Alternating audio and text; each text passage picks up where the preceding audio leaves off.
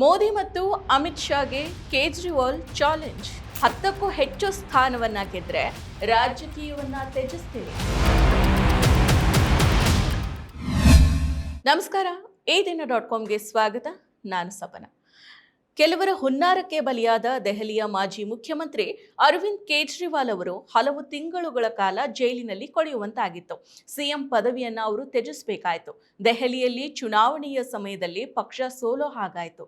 ತಪ್ಪೇ ಮಾಡದೇನೆ ಶಿಕ್ಷೆಯನ್ನ ಅನುಭವಿಸಿದ ಅವರು ಈಗ ಈ ಪ್ರಕರಣದಿಂದ ಖುಲಾಸೆಯಾಗಿದ್ದಾರೆ. ನ್ಯಾಯಾಲಯದ ತೀರ್ಪಿನಿಂದ ಸಂತಸಗೊಂಡ ಅವರು ಮಾಧ್ಯಮಗಳ ಮುಂದೆ ಕಣ್ಣೀರನ್ನ ಹಾಕಿದ್ದಾರೆ. ಇದೇ ವೇಳೆ ಮೋದಿ ಮತ್ತು ಅಮಿತ್ ಶಾಗೆ ಚಾಲೆಂಜ್ ಅನ್ನ ಹಾಕಿದ್ದಾರೆ.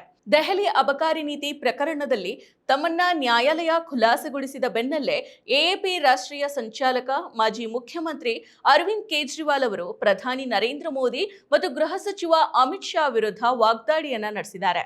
ಇಂದು ನಾನು ಮೋದಿ ಅವರಿಗೆ ಸವಾಲನ್ನ ಹಾಕ್ತೀನಿ. ಅವರಿಗೆ ಧೈರ್ಯ ಇದ್ರೆ ಅವರು ದೆಹಲಿಯಲ್ಲಿ ಹೊಸ ಚುನಾವಣೆಯನ್ನ ನಡೆಸಲಿ.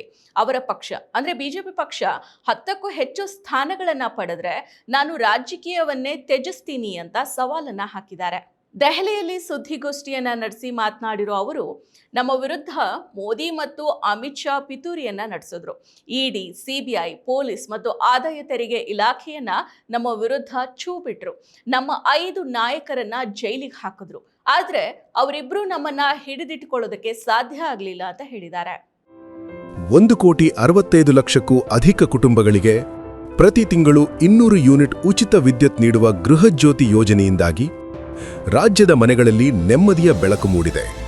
ವಿದ್ಯುತ್ ಬಿಲ್ ಹೊರೆ ತಪ್ಪಿ ಉಳಿತಾಯ ಮನೆ ಮಾಡಿದೆ. ನಾಡಿನ ಮನೆ ಮನಗಳಲ್ಲಿ ಭರವಸೆ ಬೆಳಗುತ್ತಿದೆ. ನಾವು ನುಡಿದಂತೆ ನಡೆದಿದ್ದೇವೆ. ನಿಮ್ಮ ಪ್ರೀತಿ ವಿಶ್ವಾಸವನ್ನ ಉಳಿಸಿಕೊಂಡಿದ್ದೇವೆ. ಗ್ಯಾರಂಟಿ ಸರ್ಕಾರಕ್ಕೆ 1000 ದಿನಗಳು. ನನಸಾಗಿದೆ ಕೋಟಿ ಕನಸುಗಳು. ಕೇಜ್ರಿವಾಲರನ್ನ ತಡೆಯೋದಕ್ಕೆ ಅವರಿಗೆ ಅಂದ್ರೆ ಮೋದಿ ಮತ್ತು ಅಮಿತ್ ಶಾಗೆ ಏಕೈಕ ಮಾರ್ಗ ಅಂದ್ರೆ ನಮ್ಮನ್ನ ಕೊಲ್ಲೋದು, ನಿರ್ಮೂಲನೆ ಮಾಡೋದು. ಯಾಕಂದ್ರೆ ಅವರಿಗೆ ಬೇರೆ ಯಾವುದೇ ದಾರಿ ಇಲ್ಲ. ಅವರು ಎಲ್ಲವನ್ನೂ ಕೂಡ ಪ್ರಯತ್ನಿಸಿದ್ದಾರೆ ಅಂತ ಹೇಳಿದ್ದಾರೆ. ಮುಂದುವರೆದು ಮಾತನಾಡಿರೋ ಅವರು, ಇನ್ನೊಂದು ಮಾರ್ಗ ಇದೆ, ನಾನು ಅದನ್ನ ಮೊದಲೇ ಹೇಳಿದ್ದೀನಿ. ಆದ್ರೆ ಅದನ್ನ ಮಾಡೋದಕ್ಕೆ ಮೋದಿ ಅವರಿಗೆ ಸಾಧ್ಯ ಇಲ್ಲ. ನಾನು ದೆಹಲಿಯಲ್ಲಿ 500 ಶಾಲೆಗಳನ್ನ ನಿರ್ಮಿಸಿದ್ದೇನೆ. ನೀವು ದೇಶದಾದ್ಯಂತ 5,000 ಶಾಲೆಗಳನ್ನ ನಿರ್ಮಿಸಿರಿ. ನಾನು ದೆಹಲಿಯಲ್ಲಿ ರಸ್ತೆಗಳನ್ನ ಸುಧಾರಿಸಿದ್ದೀನಿ. ನೀವು ಇಡೀ ರಾಷ್ಟ್ರದಾದ್ಯಂತ ರಸ್ತೆಗಳನ್ನ ಸರಿಪಡಿಸಿ. ಆಗ ಯಾರು ಕೇಜ್ರಿವಾಲ್ ಬಗ್ಗೆ ಕೇಳೋದಿಲ್ಲ. ಆದ್ರೆ ಇದನ್ನ ಮಾಡೋದಕ್ಕೆ ಮೋದಿಗೆ ಸಾಧ್ಯ ಇಲ್ಲ ಅಂತ ಟೀಕೆ ಮಾಡಿದ್ದಾರೆ. ಕಳೆದ 4 ವರ್ಷಗಳಿಂದ ನಮ್ಮ ವಿರುದ್ಧದ ಮಧ್ಯ ಹಗರಣವನ್ನ ಬಯಲಿಗೆಳೆಯೋದಕ್ಕೆ ಇಡಿ, ಸಿಬಿಐ ಮತ್ತು ಎಲ್ಲ ಕೇಂದ್ರ ಸಂಸ್ಥೆಗಳನ್ನ ಬಳಸಲಾಗ್ತಾ ಇತ್ತು. ಸಿಬಿಐ ಮತ್ತು ಇಡಿ ಪ್ರಕರಣದಲ್ಲಿ ಚಾರ್ಜ್ ಶೀಟ್ಗಳನ್ನ ಸಲ್ಲಿಸಿತು. ಸುಮಾರು 600 ಪುಟಗಳ ಆದೇಶದಲ್ಲಿ ಎಲ್ಲ ಪುರಾವೆಗಳು ಮತ್ತು ಎಲ್ಲ ಸಾಕ್ಷಿಗಳ ಹೇಳಿಕೆಗಳನ್ನ ಪರಿಗಣಿಸಿದ ನಂತರ ವಿಚಾರಣೆಯನ್ನ ನಡೆಸೋದನ್ನ ಸಮರ್ಥಿಸೋದಕ್ಕೆ ಒಂದು ಚಿಕ್ಕ ಸಾಕ್ಷ್ಯನೂ ಕೂಡ ಸಿಗಲಿಲ್ಲ. ವಿಶ್ವಾಸಾರ್ಹ ಸಾಕ್ಷಿ ಹೇಳಿಕೆಗಳು ಇಲ್ಲ ಅಂತ ನ್ಯಾಯಾಲಯ ಹೇಳಿದೆ ಅಂತ ವಿವರಿಸಿದ್ದಾರೆ. ನೀವು ಅಂದ್ರೆ ಮೋದಿ ಮತ್ತು ಅಮಿತ್ ಶಾ ನ್ಯಾಯಾಲಯದ ಆದೇಶವನ್ನ ಓದಬೇಕು. ಇದು ಐತಿಹಾಸಿಕ ಆದೇಶ. ನ್ಯಾಯಾಲಯ ಸ್ಪಷ್ಟವಾಗಿ ಹೇಳುವಂತೆ ಒಂದೇ ಒಂದು ಸಾಕ್ಷ್ಯ ಇಲ್ಲ, ಒಬ್ಬ ಸಾಕ್ಷಿಯೂ ಕೂಡ ಇಲ್ಲ. ಅದರ ಆಧಾರದ ಮೇಲೆ ವಿಚಾರಣೆಯನ್ನ ನಡೆಸಬಹುದು. ಈ ಪಿತೂರಿ ಯಾರು ಮಾಡಿದ್ದು ಮತ್ತು ಯಾಕೆ? ಈ ಸಂಪೂರ್ಣ ಪಿತೂರಿಯನ್ನ 2 ವ್ಯಕ್ತಿಗಳು ಜಂಟಿಯಾಗಿ ನಡೆಸಿದ್ದಾರೆ.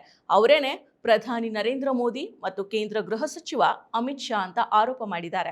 ಅರವಿಂದ್ ಕೇಜ್ರಿವಾಲ್ ಅವರ ಬಂಧನದ ಬಳಿಕ ಸಿಎಂ ಸ್ಥಾನಕ್ಕೆ ರಾಜೀನಾಮೆ ನೀಡೋ ಮಟ್ಟಿಗೆ ರಾಜಕೀಯ ಒತ್ತಡವನ್ನ ಅವರು ಅನುಭವಿಸಿದ್ರು. ಚುನಾವಣಾ ಸಮಯದಲ್ಲಿ ಬಂಧನವಾದ ಕಾರಣ ದೆಹಲಿಯಲ್ಲಿ ಆಮ್ ಆದ್ಮಿ ಪಕ್ಷದ ಪ್ರಚಾರ ಕಾರ್ಯಕ್ಕೂ ಕೂಡ ದೊಡ್ಡ ಹೊಡೆತ ಬಿತ್ತು. ತಪ್ಪೇ ಮಾಡದೆ ಜೈಲುವಾಸವನ್ನ ಅನುಭವಿಸಿದ ಅವರು ರೋಸು ಹೋಗಿದ್ರು. ಜೈಲುವಾಸ, ಸಿಎಂ ಸ್ಥಾನ ತ್ಯಾಗ, ಚುನಾವಣಾ ಹೊತ್ತಿನ ರಾಜಕೀಯ ಹೊಡೆತ ಇವೆಲ್ಲದರ ನಂತರ ಖುಲಾಸೆಗೊಂಡಿರೋ ಕೇಜ್ರಿವಾಲ್ ಅವರ ಈ ಸವಾಲು ಮುಂದಿನ ದೆಹಲಿ ರಾಜಕೀಯದ ದಿಕ್ಕನ್ನ ನಿರ್ಧರಿಸೋ ಪ್ರಮುಖ ಬೆಳವಣಿಗೆಯಾಗಿ ಪರಿಣಮಿಸಬಹುದು. ಮತ್ತಷ್ಟು ವಿಶೇಷ ವಿಡಿಯೋಗಳನ್ನು ನೋಡಲು ಮತ್ತು ಹೊಸ ವಿಡಿಯೋಗಳ ಬಗ್ಗೆ ತಿಳಿಯಲು ಈ ದಿನ.com ಯೂಟ್ಯೂಬ್ ಚಾನೆಲ್ ಸಬ್ಸ್ಕ್ರೈಬ್ ಮಾಡಿ ಮತ್ತು ಬೆಲ್ ಐಕಾನ್ ಕ್ಲಿಕ್ ಮಾಡಿ.